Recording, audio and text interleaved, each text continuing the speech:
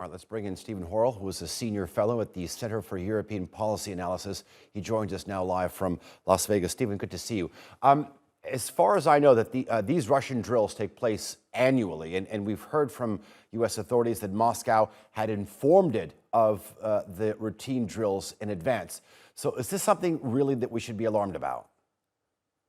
So, as you said, this is an annual exercise. I think it's possible to read too much into the messaging around an exercise.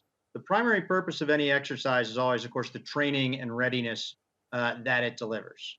Having said that, Vladimir Putin, the Kremlin, are certainly not shy about saber rattling when they do such exercises, even though it was reported and it was expected and relatively routine.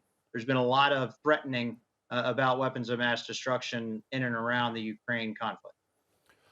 When it comes to training and readiness or even saber rattling, that might be a little too far, but NATO countries are also staging their own nuclear exercises in northwestern Europe. I mean, do you feel that perhaps that both sides have put aside their previous calls to sort of de-escalate tensions, and now they're just flexing their muscles?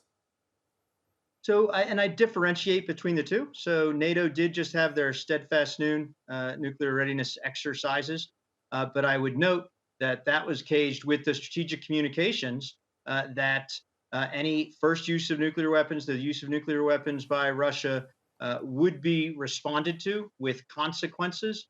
And again, look at the messaging that surrounded NATO's exercises. It was about readiness, but it's about deterrence. You have to have a credible deterrent. On the other hand, you could still, of course, say the same thing about Russia's.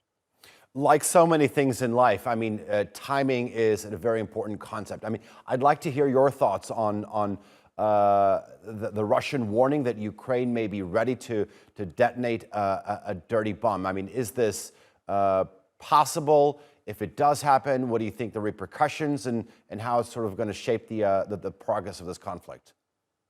Yeah, so I'd highlight there's three main pillars to Russia's nuclear threats at the moment. And one of them, of course, is that strategic threat to the US, to NATO, to the West in general. Another is there have been vague messages about the use of Russia using tactical nuclear weapons within Ukraine. They were also, in a hybrid way, weaponizing their occupation of the Zaporizhia nuclear power plant.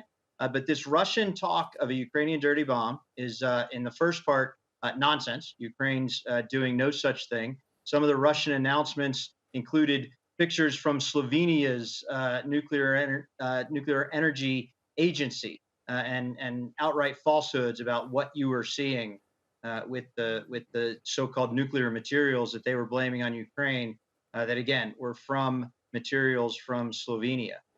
In fact, what that really is as we saw prior to this February invasion, we have an expectation. We're concerned about the potential for a Russian false flag, for Russia, in fact, to have some sort of dirty bomb or other radiological incident to blame Ukraine, to use it again as a false flag to escalate further on their own part. And I think that you also pointed out that the Slovenians had made a reference that that photo was actually more than a decade old.